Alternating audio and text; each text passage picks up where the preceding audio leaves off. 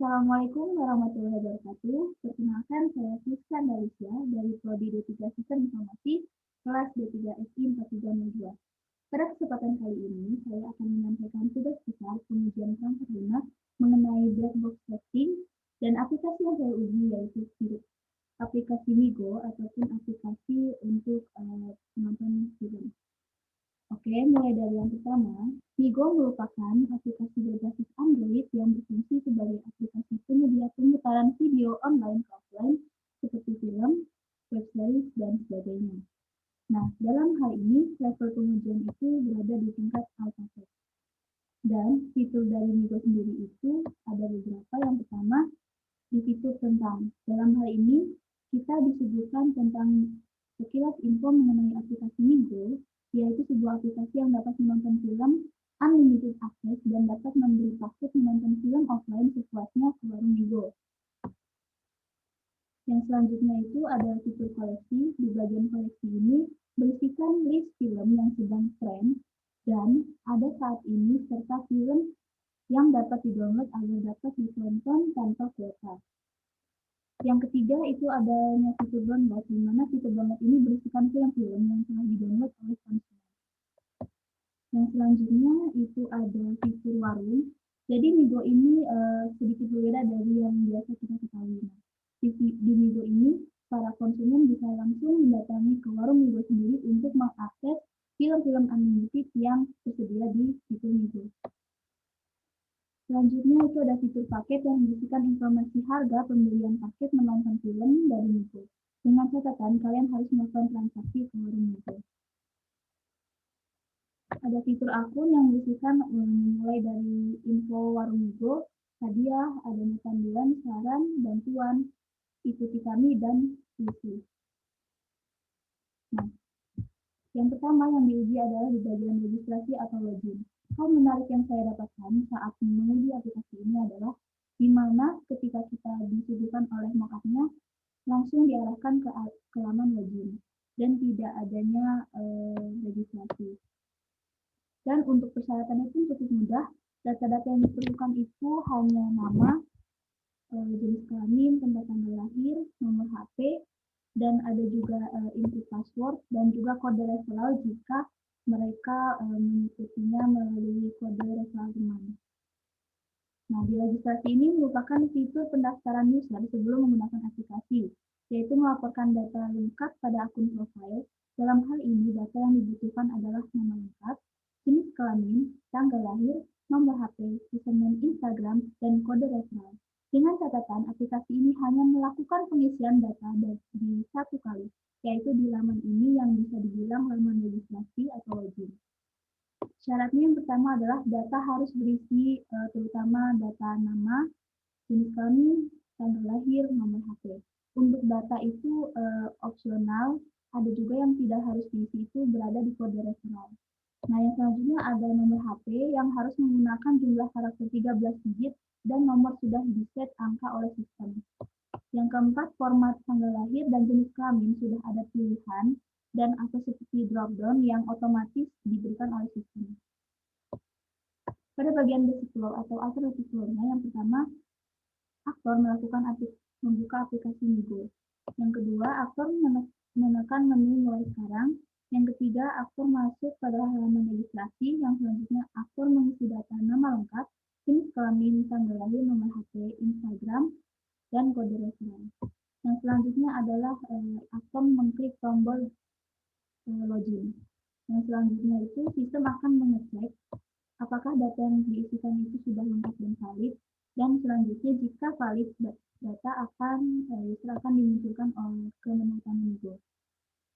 Yang selanjutnya pada bagian alternative flow, jika data dikosongkan, maka pada basic flow step keempat atau yang bagian pengisian data, sistem akan memberi notifikasi bahwa silahkan kalian harus menginputkan nama kalian. Nah, jika terdapat data yang tidak lengkap, maka kembali lagi ke step 4. Yang selanjutnya, jika mengosongkan data nomor HP. Jika mengosongkan nomor HP, maka dia harus mengisikan ada perintah dari sistemnya, yaitu silahkan masukkan nomor HP kalian. Yang selanjutnya, jika mengkosongkan data opsional, maka ini tidak akan berpengaruh pada sistem karena dari sistemnya sendiri yang menentukan bahwa itu yang tidak wajib. Berdasarkan data di atas menunjukkan bahwa dari sisi keamanan di situ registrasi ini sudah baik, serta untuk pemilihan data jenis kelamin dan tanggal lahir sudah dibuat otomatis, dan pengisian format nomor HP sudah diset oleh sistem sehingga keyboard yang muncul adalah angka semua. Dan pada bagian matriks data elemen itu beberapa ada skenario dan ada data yang dibutuhkan serta hasil yang didapatkan. Yang pertama, ketika skenario normal, maka semua data registrasi akan berhasil.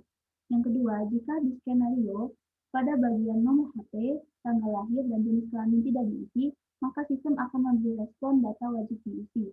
Yang ketiga, jika skenario tentang nama tidak diisi, tapi yang lainnya diisi, maka sistem akan memberi notifikasi masukkan nama kamu dan kembali ke form. Dan skenario terakhir, jika registrasi tidak mengisi data opsional, maka akun akan berhasil registrasi. Yang selanjutnya itu data-data yang dibersihkan. Yang pertama, untuk nama, contohnya itu Rizka Malaysia dengan nomor HP 08 13 18 27 16 30 dengan jenis kelamin perempuan, tanggal lahir 28 06 01, data opsionalnya yaitu di IG dan kode referralnya kosong, maka registrasi berhasil.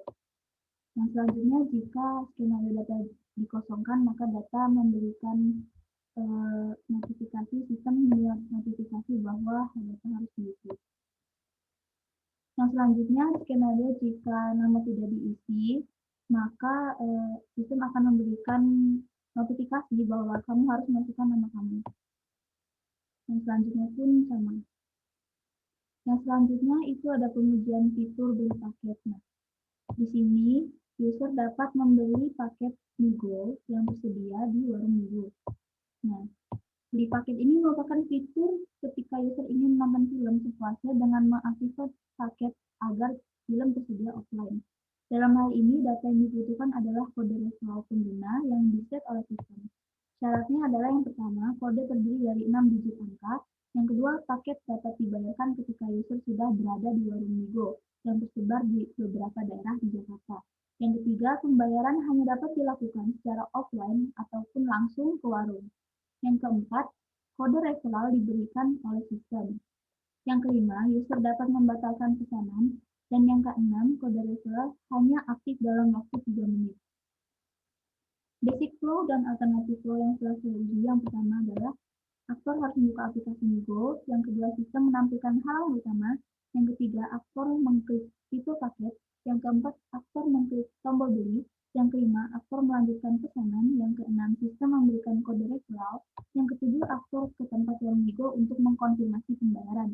Dan yang terakhir, proses transaksi selesai. Nah, pada alternatif flow-nya, jika kode referral salah, maka mereka akan menuju ke flow ketiga.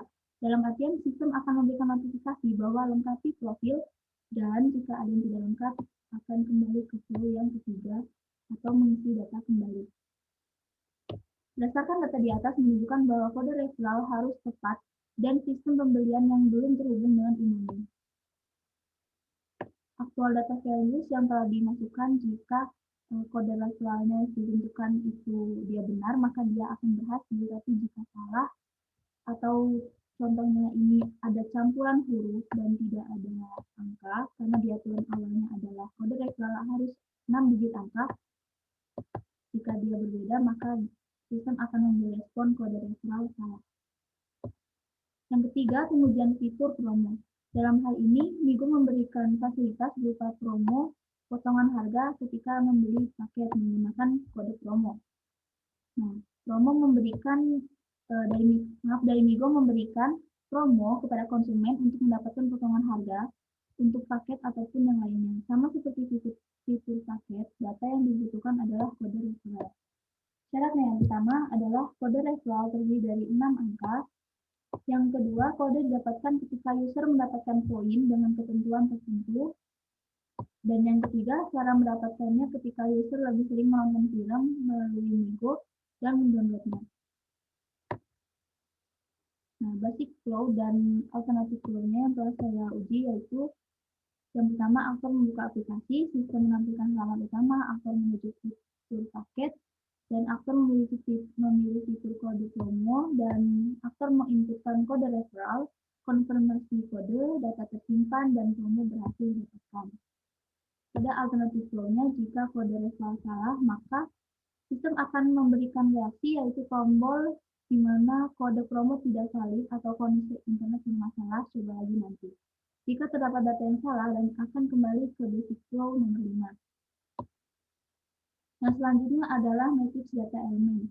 Dalam hal ini, ketika skenario normal, maka update promo akan berhasil.